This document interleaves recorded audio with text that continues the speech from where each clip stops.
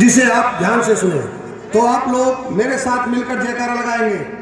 जय जय जय जय जय भीम, जय भीम, जय भीम। क्या ये भीम का घर है?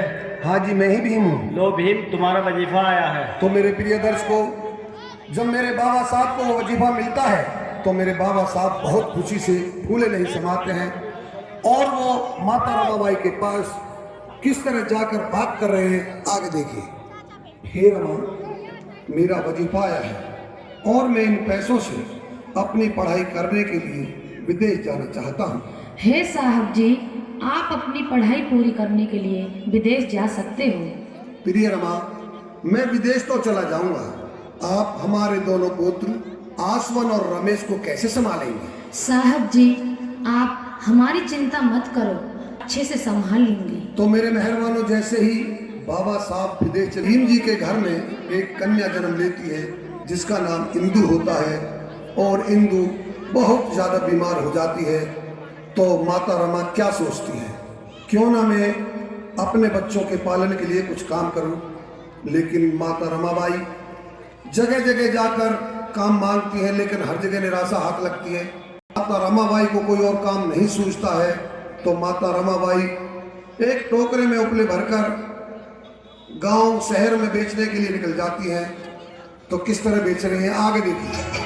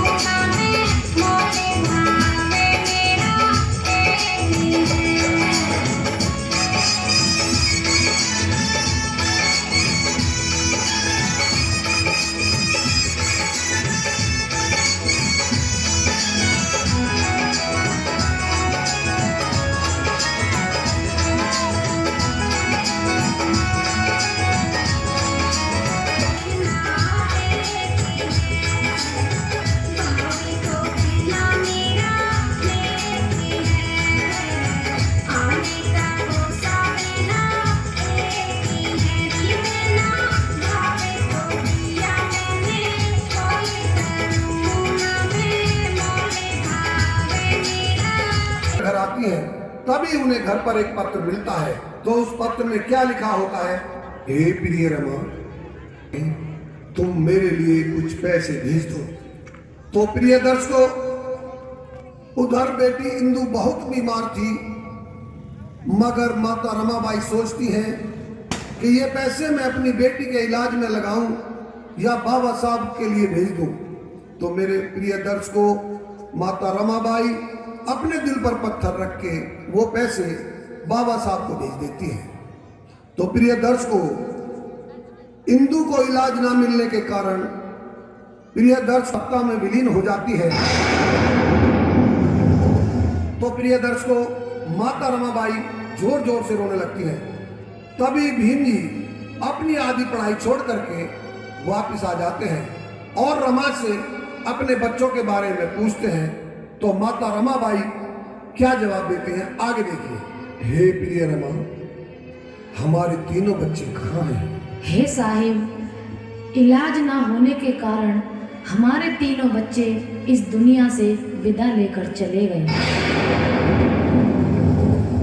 प्रिय रमा, ये क्या हुआ, कैसे हुआ, तुमने मुझे बताया क्यों नहीं? उठो उठो भीम, मैं तुम्हारा दुख समझता हूँ। ये लो 5000 रुपये, जाओ मित्र अपनी पढ़ाई पूरी करके आओ।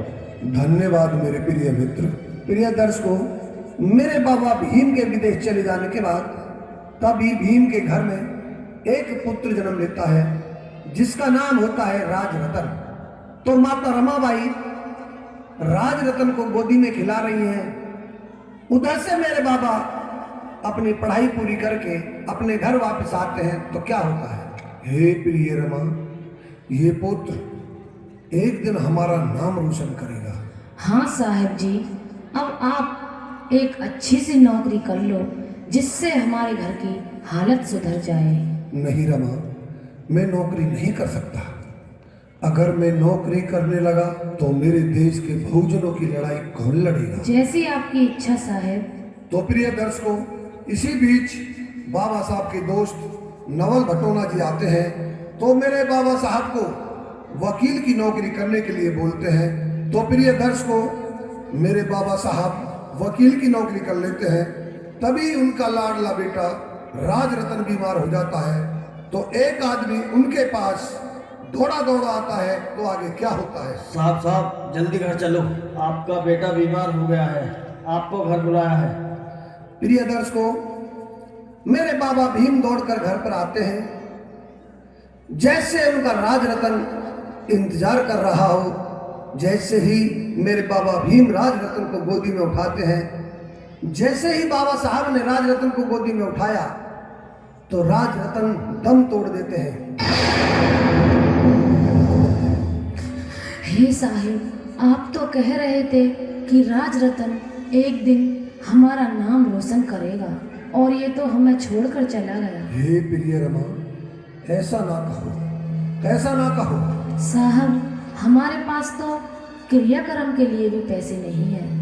हे प्रिय रमा, तुम अपने साड़ी का पल्लू फाड़कर राजरतन के ऊपर डाल दो, हमें इनका अंतिम संस्कार भी करना है। हाँ साहिब, मैंने अपनी साड़ी का पल्लू फाड़कर बेटे के ऊपर डाल दिया है। अब तुम जाओ और बेटे का अंतिम संस्कार कर दो। तो प्रिय दर्शकों, उसी समय मेरे बाबा साहब को याद आता है कि मुझे तो आज गोलमेज सम्मेलन में जाना था। तो आगे मेरे बाबा भीम माता रमाबाई से क्या कह रहे हैं?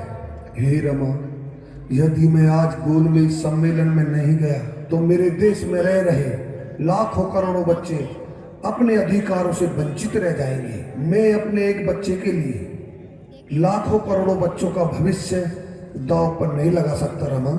ठीक है साहिब, आप जाओ और अपने अधिकारों की लड़ाई लड़ो, मैं आपके साथ हूँ। तो मेरे प्रिय दर्शकों, बाबा साहब अपने बेटे राजरतन की लाश को घर पर छोड़कर उन लाखों करोड़ों बच्चों की लड़ाई लड़ने के लिए गोलमेज सम्मेलन में चले जाते हैं।